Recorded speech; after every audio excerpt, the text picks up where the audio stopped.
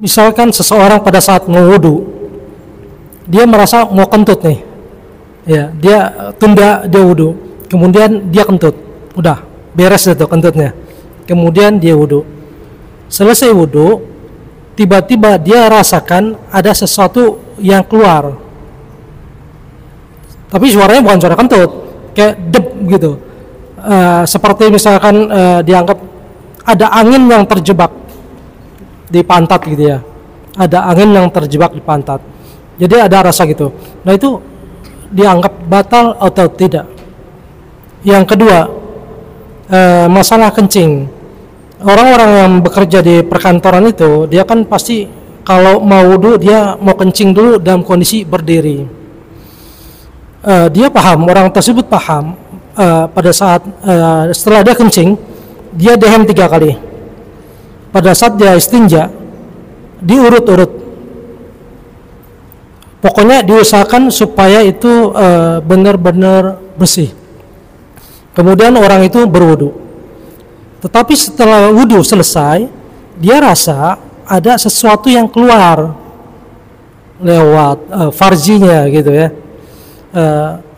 Padahal sebelumnya dia merasa kayaknya tadi udah dehem, udah diurut-urut, udah istinjanya mungkin lebih dari 3 kali untuk meyakinkan bahwa tidak ada yang keluar setelah nantinya dia selesai wudhu gitu. Tapi setelah selesai dia rasa kok ada sesuatu yang keluar. Kalau misalkan dia mau lihat, mau periksa, kan pasti itu ada basah di celananya, karena ya basah karena air istinja. Jadi dua hal itu mohon penjelasannya, apakah dianggap batal atau termasuk yang membatalkan wudhu atau tidak. Terima kasih. Assalamualaikum warahmatullahi wabarakatuh. Waalaikumsalam warahmatullahi wabarakatuh.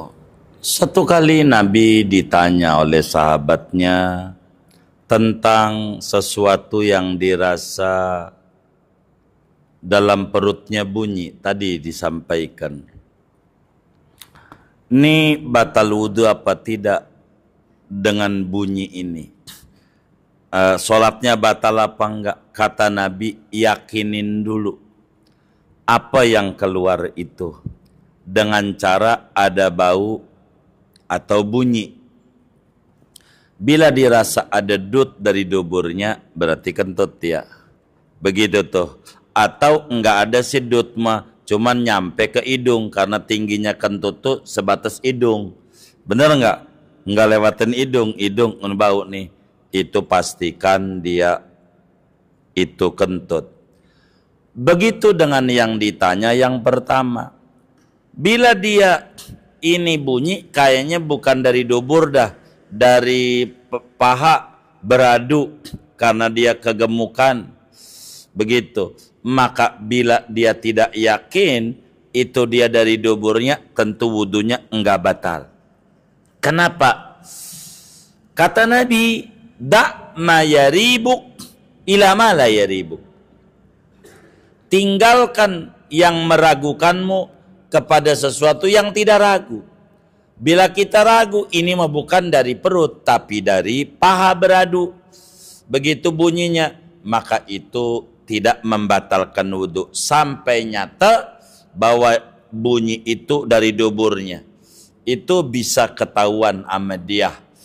Bila tidak, hanya sebatas was-was saja. Buang itu was-was dengan bunyi itu kalau bukan dari dubur. Kalau dia yakin itu dari dubur, batal. Kalau dia nggak yakin itu dari dubur, tapi karena dari pahanya yang beradu, maka tidak batal. Itu begitu. Kemudian yang kedua, Islam mengatur apa yang tadi disampaikan dalam pertanyaannya. Ketika kencing sunnah istibra, dituntasin, caranya ada dehem, ada di perut dan seterusnya. Ada satu lagi, yaitu diciprati. Jadi setelah kita kencing tuh tolong dicipratin tuh si dia sempaknya, sidinya digini ini air, celananya. Buat apa? Bila nanti muncul kewaswasan, nih bahasa ini apa? Maka akan terbantahkan dengan bahasa yang tadi dicipratkan. Tapi kalau kemudian kata dia, kok ini meceret masalahnya? Iya, kalau ceret enggak ada lagi. Walaupun tadi udah bersih menurut kita, ternyata ada yang netes lagi. Kalau kata kita, ini masalahnya ceret. Ya kalau ceret nggak ada cerita, berarti keluar dari situ.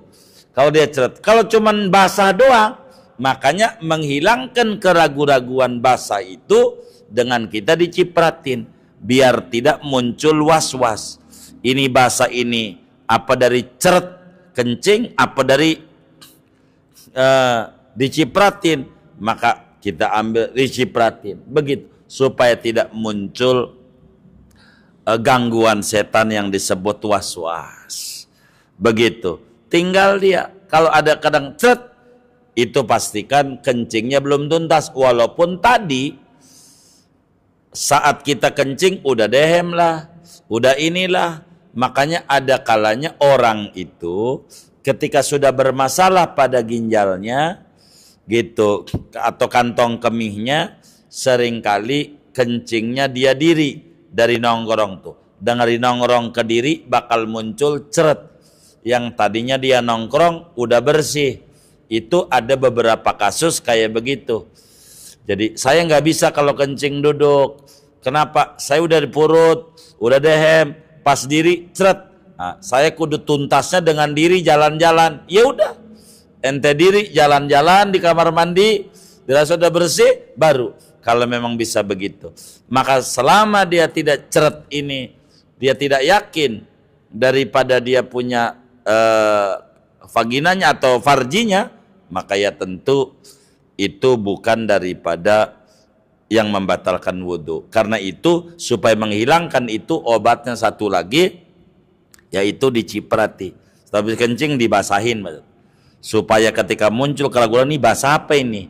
Kan tadi habis kita siram. Jadi kesempatan setan untuk mengganggu kita menuju sebuah was-wasan dapat ditolak dengan cipratan itu.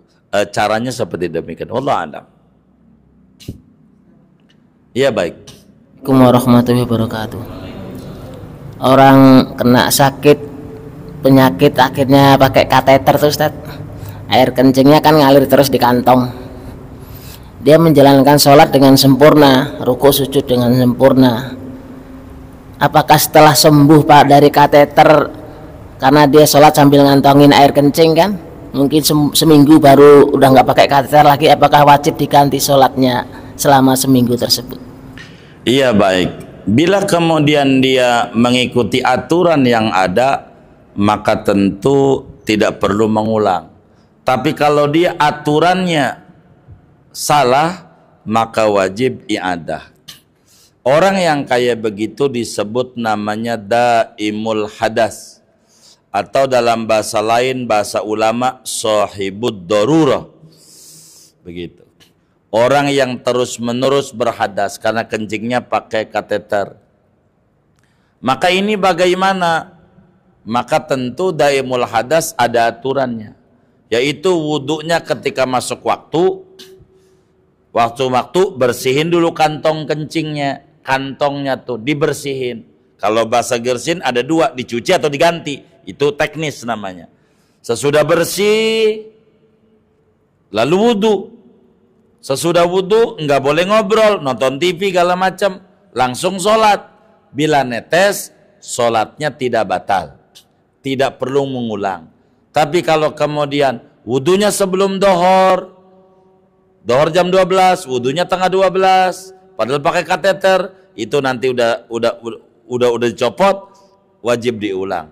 Maka tergantung apakah cara dia sholatnya mengikuti aturan daimul hadas atau tidak, yang pakai kateter itu akan mempengaruhi wajib i'adahkah atau tidak wajib i'adah. Kurang lebih demikian. Wallahu a'lam.